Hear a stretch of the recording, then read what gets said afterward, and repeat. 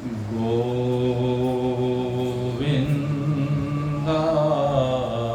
नमो नमः। श्रीकृष्णाय नमो नमः। नारायणाय नमोस्तुते।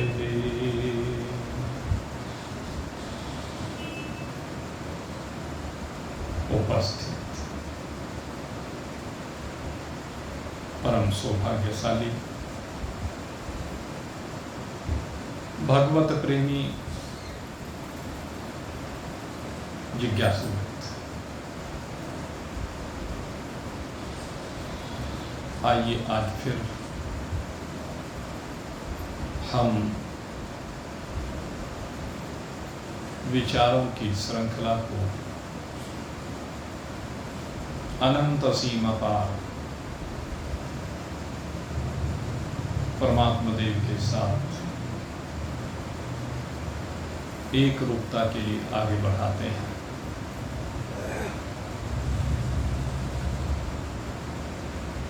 भगवान कहते हैं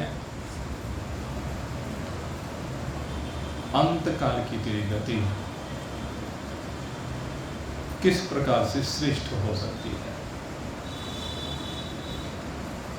उसका उपाय इस श्रीमद् भगवद गीता के 8वें अध्याय में भगवान बता रहे हैं। अर्जुन ने एक प्रश्न किया था कि प्रियान काले च कथम गेयोऽसि नियतात्मविद्। हे प्रभु, अंतकाल में आप किस प्रकार से जानने में आते हैं? क्योंकि अंतकाल का जो चिंतन होता है जीव की गति में वह सबसे मुख्य होता है, और अंतकाल का चिंतन जीवन भर के भावों से भावित होता है। अर्थात जीवन भर जैसे जीवन को जिया है उसके अनुसार अंतःकरण में संस्कार संग्रहित होकर के रहते हैं, और उन्हीं संस्कारों के वशीभूत होकर के जो अंतःकरण की वृत्तियां निर्मित हुई हैं अंतकाल में भी उन्हीं का प्रादुर्भाव होता है। जिस प्रकार से दही के मथे जाने पर माखन ऊपर आ जाता है, उसी प्रकार से इन संस्कारों को मथे जाने पर जिन भावों की जीवन में प्रमुखता रही है वह भाव ऊपर आ जाते हैं। क्योंकि जब चित्त की एकाग्रता की स्थिति होती है तो चित्त की एकाग्रता की स्थिति में सामान्यतः आप देखेंगे कि भाव जो सात्विक होते हैं वह प्रभावी होते हैं। जो भाव प्रकाशक होते हैं वही भाव आपके मार्ग को प्रशस्त करते हैं, आपको राह दिखाते हैं।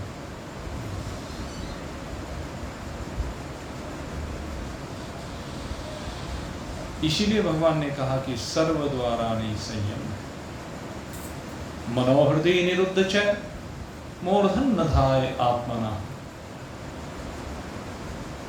मूर्धन्य धाय आत्मनः प्राण मा स्थितो योग धारणा।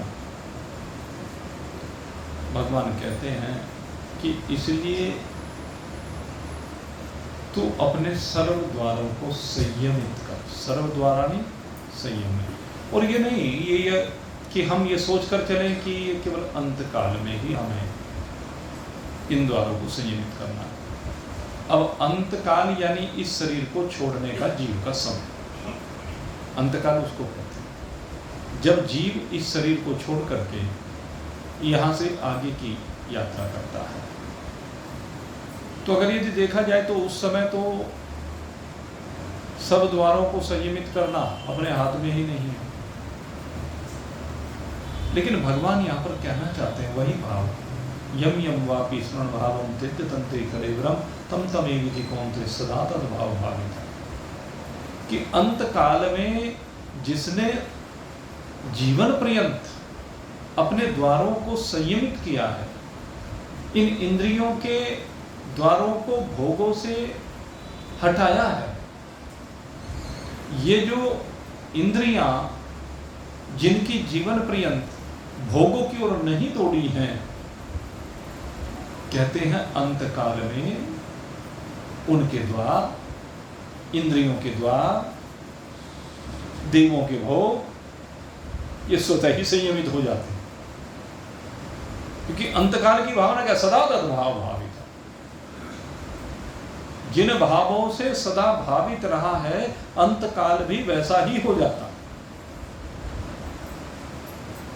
जिसने अपनी इंद्रियों को संयमित किया है साधनों के द्वारा, समझ के द्वारा, संयम के द्वारा, धैर्य रख करके उचित अनुचित का निर्णय करते हुए, सत्य असत्य को देखते हुए, धर्म अधर्म को देखते हुए, पाप पुण्य को देखते हुए, लोकाचार को देखते हुए, परंपराओं को ऋषियों की देखते हुए, अनेक अनेक कारण हो सकते हैं, जहां से भी प्रेरणा मिल जाए, जिस प्रकार भी प्रेरणा मिल जाए। लेकिन असली बात क्या है कि सब द्वारों को संयमित किया है, वो चाहे किसी भी कारण से। कई बार क्या होता है कि लोक मर्यादा के कारण से संयमित करना पड़ जाता है। लोक मर्यादा जैसे मान लीजिए किसी व्यक्ति की चाट खाने की इच्छा हुई, अब चाट खाने की इच्छा हुई और उसने विचार किया चलो भाई बाजार में चलता हूँ, सबसे प्रसिद्ध दुकान देखता हूँ कि कहाँ पर सबसे अच्छी चाट मिलती है, सबसे स्वादिष्ट चाट मिलती है। तो वो चीज तो उसके दिमाग में सेट होती है कि फलानी जगह पर मिलती है। जैसे हमारे नगर में भाई सबसे प्रसिद्ध बड़े बाजार में, हाँ सब जानते हैं, एक ही चाट वाला प्रसिद्ध आज भी चल रही है, बन बटा। अब वो नाम जिस कारण से भी पड़ा होगा वो तो भाई राम जी जाने, लेकिन क्या है कि सबसे पहले उन्हीं का नाम लिया जाता है। तो इच्छा हुई कि उनके यहाँ जाकर के चाट खाएंगे, या आज के समय में किसी और का भी नाम दिमाग में किसी के आ सकता है कि वे फलानी जगह जाकर के चाट खाएंगे, और चाट खाने के लिए चल दिया। अब जब चाट खाने के लिए चला तो रास्ते में जब बढ़ा जा रहा था दो चार से राम रही होंगे, और दुकान पर पहुंचा अपनी मनोवांछित, तो मनोवांछित दुकान पर पहुंचने से ठीक पहले जो बराबर में दुकानदार था उसने देखा कि वहां पर दो चार व्यक्ति जानकार खड़े हुए हैं। अब उन दो चार व्यक्तियों को देख करके मन में तो भाव चाट खाने का है, थोड़ा सा आगे को गया वो देखना ले कि चाट खाने के लिए इतना बड़ा आदमी यहाँ सड़क पे खड़े होकर पत्ते चाटेगा।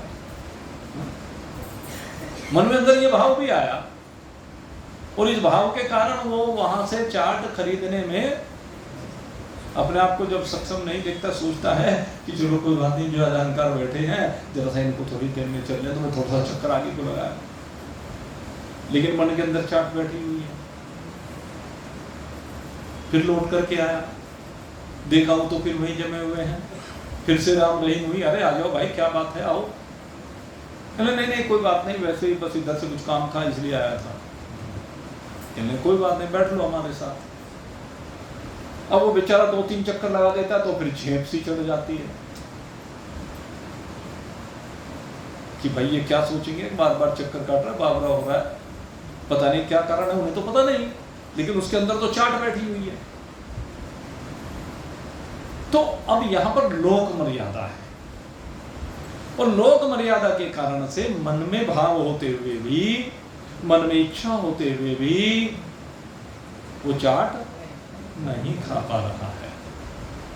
ये तो एक सामान्य बात है, लेकिन इस बात को दूसरे दृष्टिकोण से देखा जाए, मन में कोई पाप आ रहा है, मन में कोई पाप कर्म करने का भाव आ रहा है, लेकिन कई बार लोक मर्यादा होती है, उस लोक मर्यादा के भय से, उस लोक मर्यादा का सम्मान करते हुए व्यक्ति उस पाप से पीछे हट जाता है। तो शास्त्र कहते हैं कि जो लोक मर्यादा के भय से हट जाए उसके भी द्वार संयमित हो ही जाते हैं। वो लोक मर्यादा का भय, अन्न कारण तो है ही कि समझ के द्वारा अपने द्वारों को संयमित कर रहा है, महान पुरुषों की प्रेरणा से द्वारों को संयमित कर रहा है, जबरन रोक रहा है। मन के अंदर भले ही वृत्तियां उठ रही हों भोग की, लेकिन उसके बावजूद वो मन को रोकता है। तो कहते हैं चाहे इसको लोक मर्यादा के द्वारा रोके, चाहे इसको जबरन रोके, चाहे इसको समझा करके रोके, धैर्य धारण करके, लेकिन रोके। और जब ये रोकने की धीरे धीरे आदत पड़ जाती है, अभ्यास बन जाता है, तो रुक जाता है। यही बात कह रहे अंतकाल में सर्वद्वारा नहीं संयम। रोज ही अभ्यास कर, रोज के अभ्यास से अंतकाल में स्वतः ही संयमित हो जाएंगे। तो ये संयमित करने ही नहीं पड़ेंगे। क्यों? क्योंकि सदा ही तेरे द्वार संयमित है, घर में भी संयमित है और बाहर भी संयमित है। इस बात के ऊपर विशेष गौर करने की आवश्यकता है। जिसने अपने द्वारों को, इन इंद्रियों के द्वारों को, इन झरोकों को बंद कर लिया है, घर में भी और बाहर भी। कई बार हम देखते हैं कि बाहर तो व्यक्ति बंद कर लेता है, लेकिन घर में खुले छोड़ देता है। अब घर वाले तो सारे राज से वाकिफ होते हैं, तो उनके बीच में वो जो बाहर दिखावा करता है समाज में, वो नहीं चल पाता। लेकिन कहते हैं बाहर तो व्यक्ति लोक मर्यादा के कारण से कर लेता है, असली बात तो घर में ही है। अपने दरवाजों को घर में संयमित करना है, इन भोगों के दरवाजों को घर में संयमित करना है। घर में भी तेरी वृत्ति भोगों की ओर आमुख ना हो। घर में भी आमुख नहीं होनी चाहिए तेरी वृत्ति। अगर घर में भोगों की ओर आमुख हो रही है तो फिर अंत काल में भाई गड़बड़ हो जाएगी। इसलिए अपने को घर में भी संयमित कर और बाहर भी संयमित कर, तभी अंत काल में तेरी इंद्रियों की वृत्तियां संयमित हो जाएगी। तो पहली बात ये पूरी स्वतः हो जाएगी, क्योंकि तेरा अभ्यास ही होगा हर समय ही तस्मात् सर्वेषु कालेषु। ये जो भगवान ने कहा है ना, तस्मात् सर्वेषु कालेषु, ये सबसे बड़ा सूत्र है। हर काल में, सरल द्वारा नहीं संयम, हर काल में तेरे दरवाजे संयमित होने चाहिए, बंद हो जाने चाहिए। ये नहीं कि जैसे विषयों को आओ देखा तुरंत झरोके खोल दे। देवताओं का काम तो यही है, इसमें बैठे हुए जो देवता हैं, क्योंकि उनको भोग प्रिय हैं, इसलिए वो जैसे ही विषयों को आते हुए देखते हैं तुरंत इंद्रियों की झरोकों को खोल देते, आओ भोग लगा। लेकिन हमारा अभ्यास, हमारा सत्संग में मिलने वाली प्रेरणा बारंबार हमें संयमित करती है।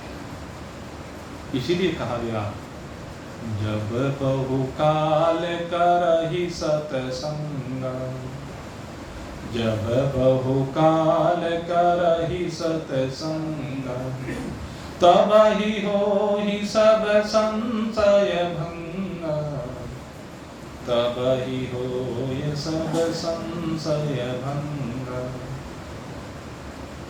तो कहते हैं जब निरंतर बहुत लंबे समय तक सत्संग किया जाता है, सत्संग का अभ्यास हो जाता है, सत्संग से प्रेरणा मिलती रहती है, सत्संग में विषयों का स्पष्टीकरण होकर के अपना मन निश्चय कर लेता है, और निश्चय करके ये मन शांत हो जाता है।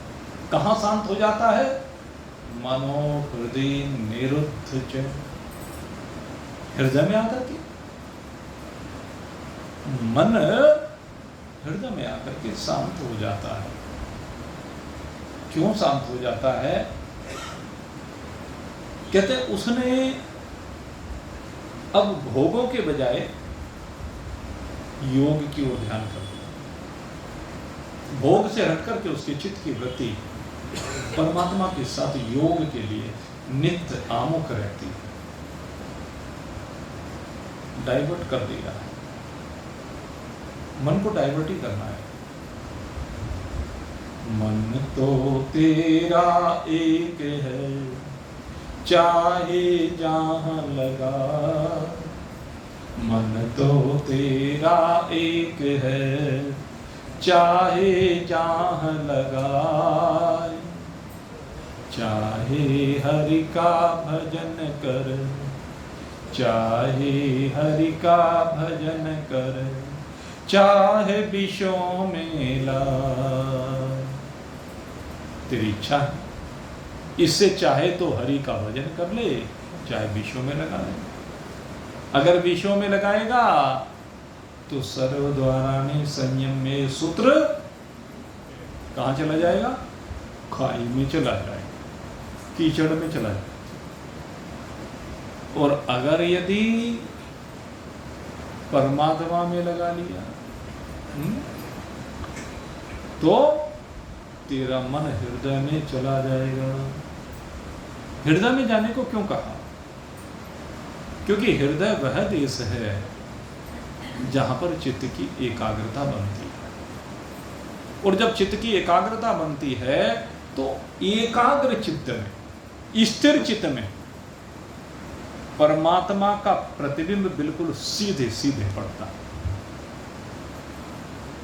क्योंकि उस समय ये हृदय रूपी दर्पण जब स्थिर होता है तो परमात्मा का प्रतिबिंब पड़ने पर इसको एक सुखद अनुभूति होती है।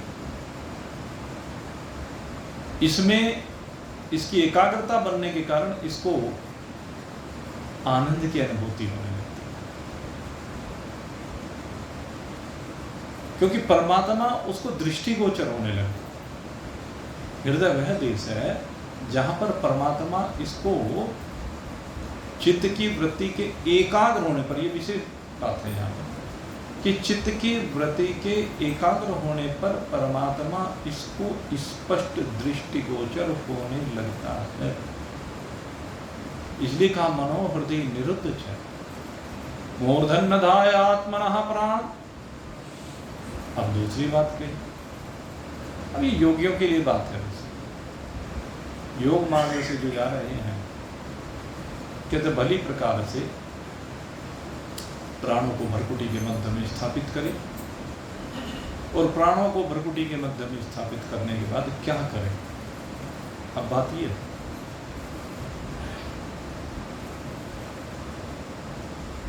कहते हैं इस स्थिरता की स्थिति में जब चित्त स्थिर हो चुका है, जब दरवाजे बंद हो चुके,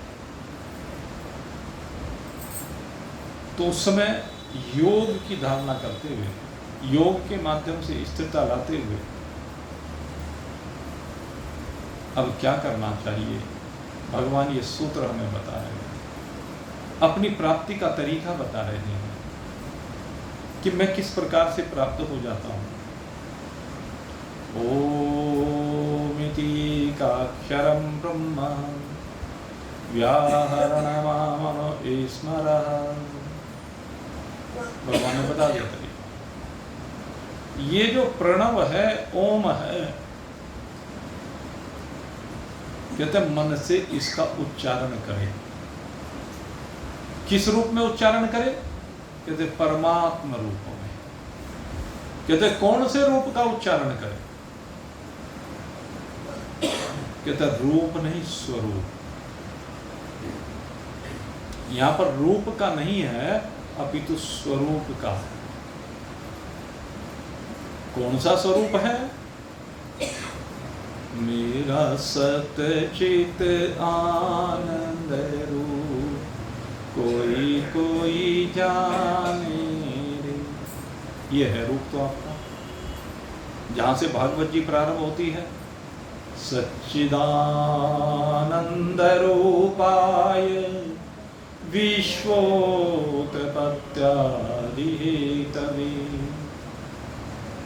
जिसमें कहते हैं सारा विश्व आदि विराजमान होता है, जिसका स्वरूप सच्चित आनंद है, जन्मादस्य यत्, जिससे जगत का जन्म होता है, और न केवल जगत का जन्म या प्रकटन होता है, अपितु पालन भी जिससे होता है। और कहते हैं जिसमें जगत लय होता है। और अगर यदि देखा जाए तो कहते हैं कि ये तीनों की तीनों जो चीजें हैं, ये परमात्मा इन तीनों रूप में व्यक्त हो जाता है। वही जगत भी है, वही जीव भी है, वही ईश्वर भी है, शरीर भी वही है, गुण भी वही है, भूत भी है। यही परमात्मा की विशेषता है। भूत बनकर के वह जगत के पालन का हेतु बन जाता है, और वही शंकर बनकर के जगत के लय का हेतु बन जाता है। जन्मादस्य यत्, कहते हैं जिसमें ये सब कुछ होता, तदेव तुम ब्रह्मविद्य, उसी को तुम ब्रह्म जान। ब्रह्म ही है, और यही तेरा स्वरूप है। कहते हैं अपने स्वरूप का चिंतन करते हुए, अपने स्वरूप में विराजमान होते हुए चराचर जगत में अपने स्वरूप का अवलोकन करते, चराचर जगत में केवल अपने आप का अवलोकन करें, अपनी ब्रह्म स्वरूपता का अवलोकन करें। जैसे स्वर्ण का सब आभूषणों में एक सोने का अवलोकन करता है, जैसे लोहार समस्त अस्त्र शस्त्रों में एक लोहे का अवलोकन करता है, जैसे कुंभकार समस्त बर्तनों में एक मिट्टी का अवलोकन करता है, जैसे जुलाहा समस्त वस्त्रों में एक सूत का अवलोकन करता है। कहते ठीक इसी प्रकार से एक ब्रह्मज्ञानी, एक स्वरूप में विराजमान महान पुरुष चराचर जगत में केवल केवल अपने आप का अवलोकन करे, अपनी आत्म स्वरूपता का अवलोकन करे, अपनी परमात्मा स्वरूपता का अवलोकन करे। ये है वो दृष्टि जो भगवान बनाने को कह रहे हैं। कहते जिसकी ये दृष्टि हो जाती है ओम के अर्थ रूप मुझ परमात्मा का। ओम के दो भाव होते हैं, समझने की बात है। सगुण साकार वालों से पूछो तो वहां साकार ओम है, और निर्गुण निराकार से पूछो तो वहां निराकार ओम है। एक और साकार है, एक और निराकार। कहते जो साकार है वो व्यक्त है, जो निराकार है वो अव्यक्त है, और अव्यक्त से ही व्यक्त का प्रकटीकरण होता है, अव्यक्त में ही व्यक्त का प्रकटीकरण होता है। कहते हैं जो व्यक्त है उस व्यक्त को भी अव्यक्त में लय कर दे, जिससे नाम रूपात्मक समस्त प्रपंच आपकी दृष्टि में परमात्मा ही हो जाए। नाम रूपात्मक प्रपंच में भी परमात्मा के अतिरिक्त आप कुछ देखे नहीं, यही वास्तविक दृष्टि है। इसी के लिए भगवान कह रहे हैं ओम इति एकाक्षरम ब्रह्म व्याहरणमामनो ईश्वरः। कहते अर्थ रूप ओम के अर्थ रूप, प्रणव के अर्थ रूप परमात्मा तत्व का चिंतन है। अजर अमर अविनाशी शुद्ध सच्चिदानंद घन निर्गुण निराकार निरीक्षण दृष्टा साक्षी केवल्य है, वो तत्व जो अविनाशी है, जो नित्य तत्व है, वह है आप उसमें स्थित रहने के लिए क्या करना है? कहते जीवन भर इन्हीं भावों से भावित रहे। फिर अंतकाल में करने की बात कहाँ रह जाएगी? बेटे, तो एक श्वास का अधिक श्वास का खेल है भाई। उस समय तो किसी को कुछ पता ही नहीं चलता। आप कई बार इस बात को पूछ सकते हैं कि अंतकाल में ये सब काम कैसे करेगा? बात यह है ना, अंतकाल में कैसे करेगा। इसीलिए मैं ये दूसरा विज्ञान आपके सामने रख रहा हूं, क्योंकि ये प्रैक्टिकल बात है। अंतकाल तो कितना है, कहते बस श्वास को छोड़ने जितना है।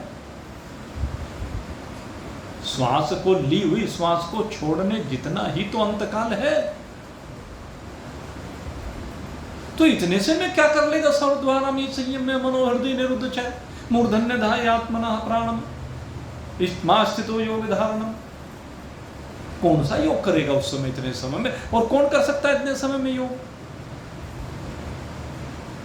तो भाई इतने समय में किसी से नहीं होता। इतने समय में कहा कि ओम के अर्थ रूप, एक श्वास छोड़ने में क्या ओम के अर्थ रूप मुझ परमात्मा का चिंतन हो जाएगा? भगवान का कहने का भाव दूसरा है। कहते तू अपने आप को इस अभ्यास के द्वारा ऐसा पका ले कि हर क्षण यही रहे। बाकी तस्मा सर्वेषु कालेषु, चिंतन ये है।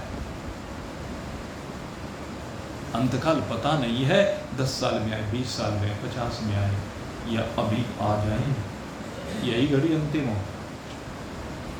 क्योंकि इस बात का तो कोई भरोसा नहीं। इसलिए कहते हैं कि तू अपने चिंतन को मजबूत कर, अपने चिंतन को प्रबल कर, अपने चिंतन को सदा सदा के लिए एक बनाते। बात यह है भाई। और जब तू एक बना देगा ना अपने चिंतन को, तब आनंद आएगा। फिर किसी भी समय छोड़ने की बात हो, आप भगवान से प्रार्थना करते रहते हैं। आप रोज भजन बोलते हैं, बहुत तरह के भजन बोलते हैं, पर हम परमात्मा से उसमें प्रार्थना करते रहते हैं, ऐसा हो जाए, वैसा हो जाए, ऐसी परिस्थिति हो, वैसी परिस्थिति हो। अरे तुझे तो कुछ पता ही नहीं जाएगा उस समय का परिस्थितियों का। रहता है क्या? और भाई हमने तो अभी अभी बिल्कुल देखा, बात करते करते श्वास निकल, अब कैसे उसमें चित्त को एकाग्र किया जाए? न जाने कितनों को हमने देखा बाजार में व्यापार करते करते, ग्राहक ने एक नोट हाथ में दिया, आधा एक नोट का हिस्सा ग्राहक के हाथ में है, एक हिस्सा दूसरा दुकानदार के हाथ में। इतने में ही प्राणों का गमन हो गया, चलते चलते प्राणों का गमन हो गया, बोलते बोलते प्राणों का गमन हो गया, लिखते लिखते प्राणों का गमन हो गया। वजन आ रहा था ना आपके सामने।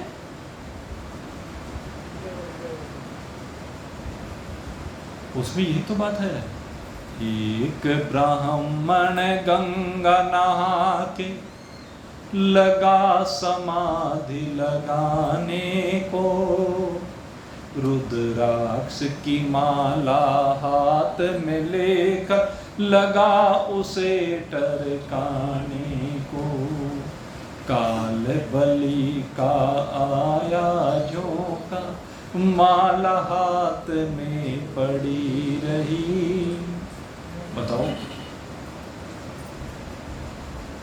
गंगा जी में स्नान किया पंडित जी ने, और स्नान करने के बाद रुद्राक्ष की माला हाथ में ली और लेकर के जाप करना चाहता है भगवान के नाम का, लेकिन बस उंगली चलानी शुरू ही करना चाहता था कि बस वो माला हाथ में पड़ी, इतने में हो गया। अब क्या करे उसने, किसी के साथ कैसी परिस्थिति। एक सेठ जी वही उठाकर लिखने को तैयार हुए, काल बली का लगा तमाचा, सेठ जी ठंडी ठार हुए। लिखने वाला चला गया और कलम कान पे धरी रही। सेठ जी की स्थिति, कलम कान पे धरी रह गई, लिखने को तैयार था, कान पर से कलम उतार करके लिखना चाहता था। मन में भाव है कि कान पर से कलम उतार करके ग्राहक ने अभी अभी जो सामान लिया है, उधार लिया है, इसको लिख दूं, और धरी की धरी रह गई। एक युवती ही चढ़ी चुबारे, लगी श्रृंगार बनाने को, सोने वाली सुई उठाई, आंख में सुरमा लाने को, काल बली का आया झोंका, सुर में दानी पड़ी रही। अब एक महिला श्रृंगार करना चाहती है, आंखों में काजल लगाना चाहती है, सुई उठाई, काजल की डब्बी में उसको जैसे ही उसने लगाई, उस पर उसको आंखों में लगाना चाहती है, लेकिन जैसे ही आंख में लगाना चाहती है, इतने में ही झोंका आ गया। और वो बताओ कितनी देर लगी देर। एक बाबूजी टम टम जोड़ के चलने को तैयार हुए। टमटम होती थी पहले, तो उसे जोड़ करके चलने को तैयार हुए, लेकिन काल बली का आया झोंका, बाबूजी परली पार हुए। बाबूजी तो चले गए और द्वार पे टम टम खड़ी रही। द्वार पे तो भाई टम टम खड़ी रही।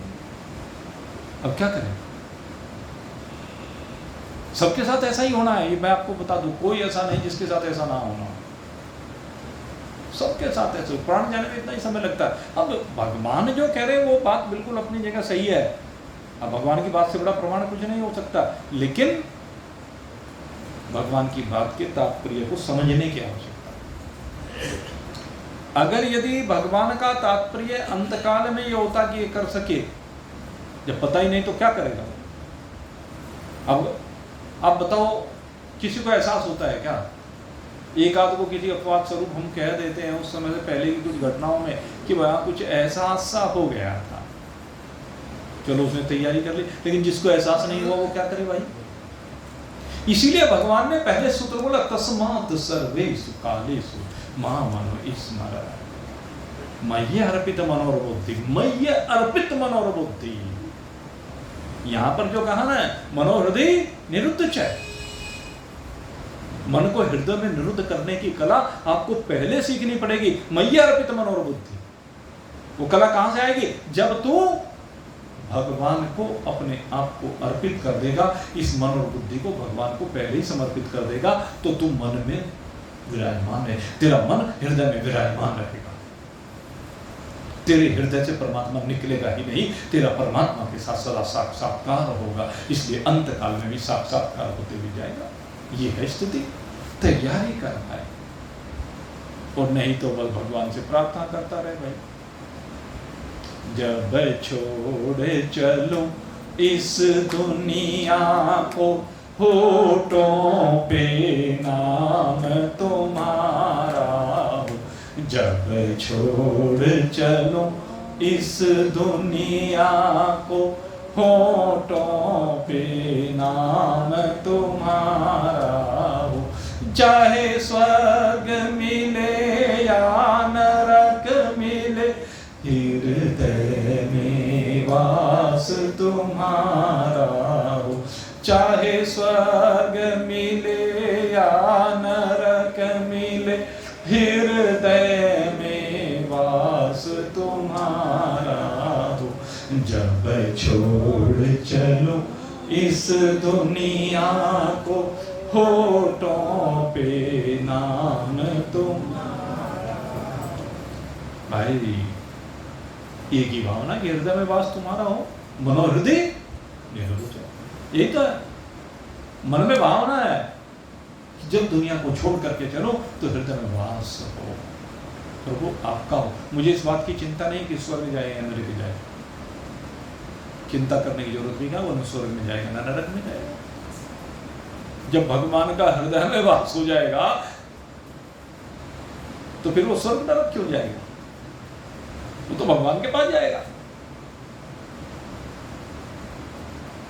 इसलिए मन को रमाओ पहले ही। तन श्याम नाम की चादर हो, जब गहरी नींद में सोया रहूं। आज मेरे को चलते हुए श्याम नाम की, राम नाम की चादर उड़ा देना।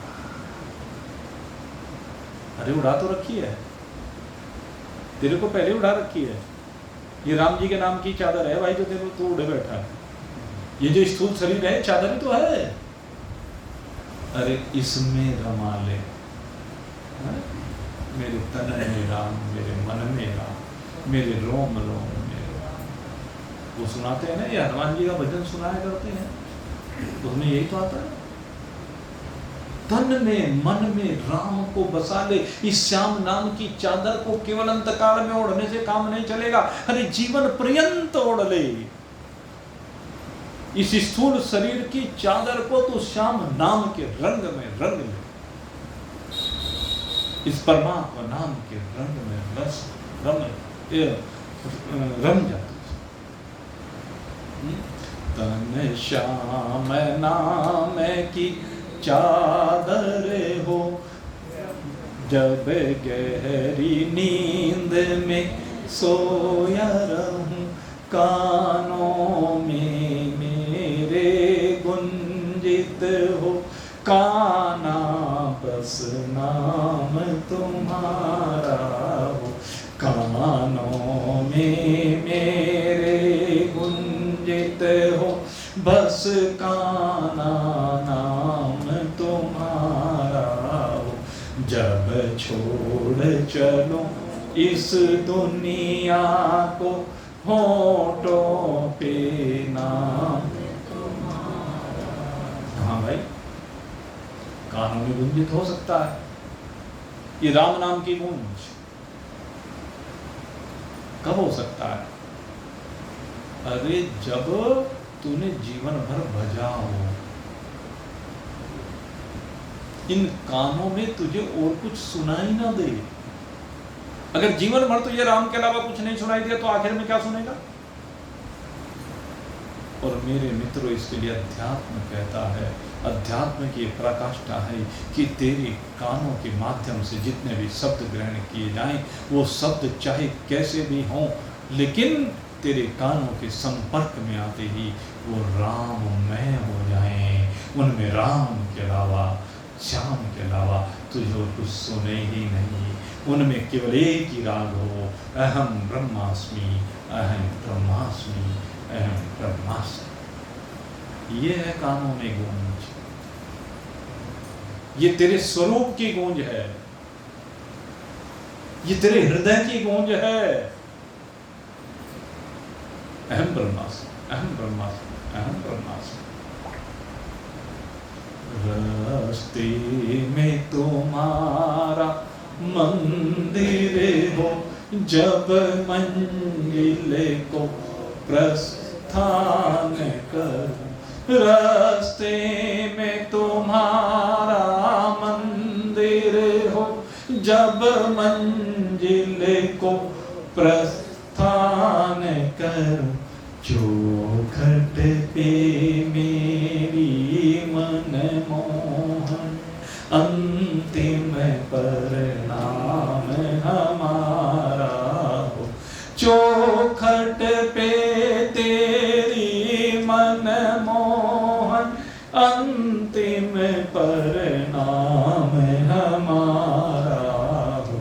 जब छोड़ चलो इस दुनिया को, होठों पे नाम। कितना सुंदर भाव है।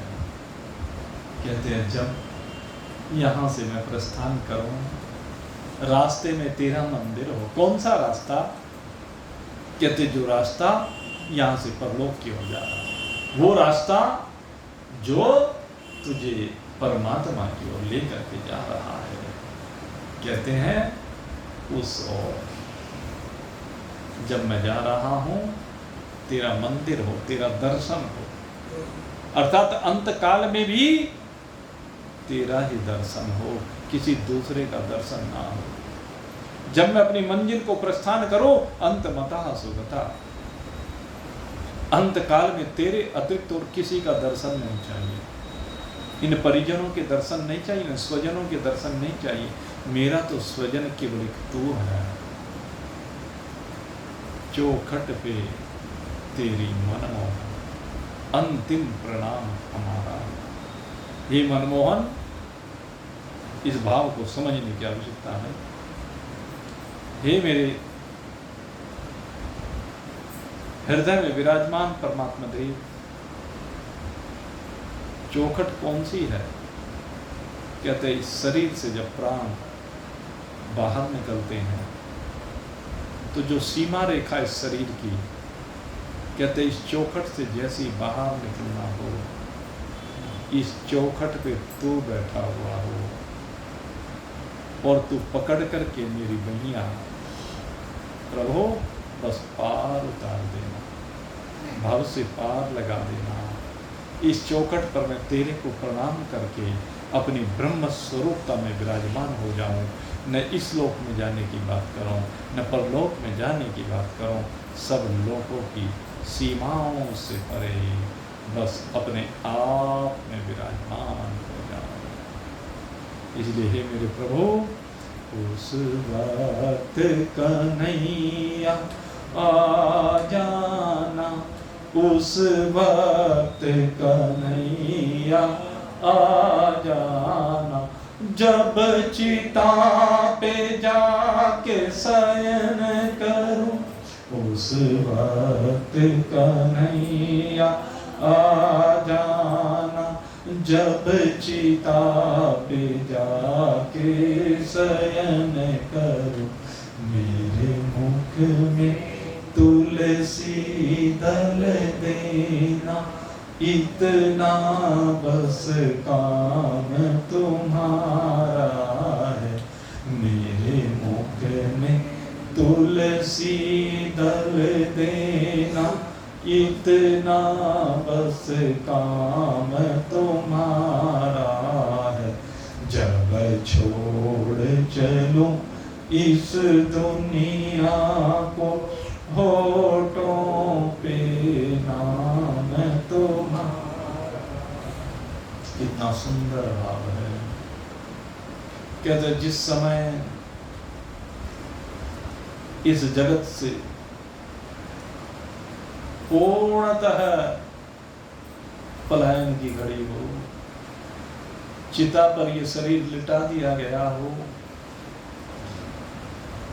चिता को अग्नि दे दी गई हो,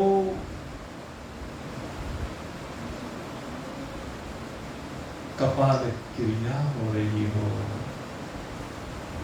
हे मेरे कान्हा, तू उस समय पर आ जाना, क्योंकि वही वो घड़ी है जब ये जीव यहाँ से प्रस्थान करता है।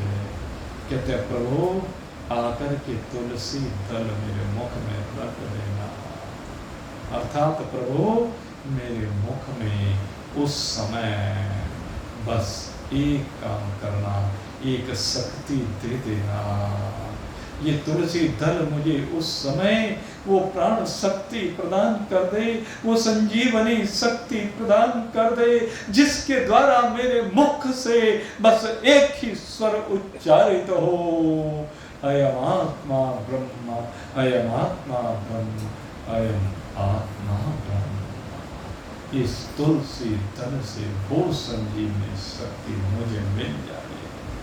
हे मेरे गोविंद, बस अगर यदि वास्तव में मेरे ऊपर तो उपकार करना चाहता है, अगर जीवन पर्यंत मैंने तेरी सेवा की है, तो उसका उपहार मैं चाहता हूं कि ये देना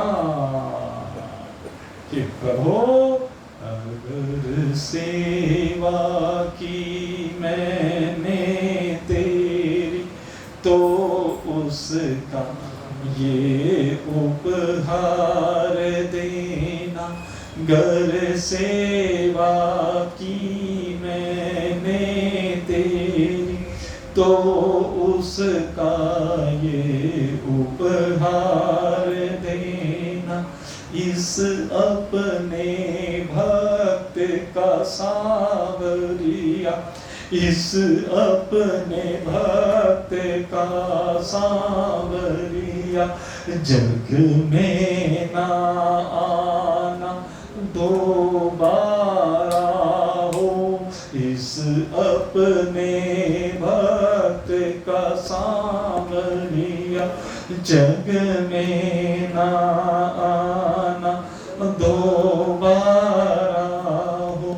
जब छोड़ चलो इस दुनिया को, होठों पे नाम तुम्हारा हो।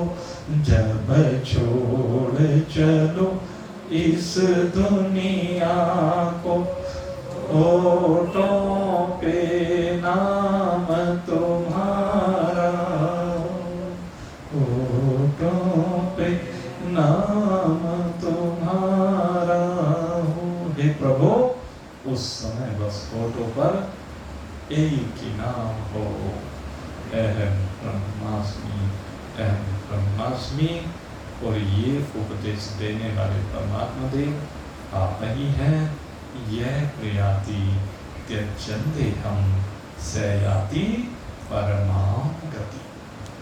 कहते हैं जो इस स्थिति में इस शरीर को छोड़कर जाता है वो परम गति को प्राप्त होता है।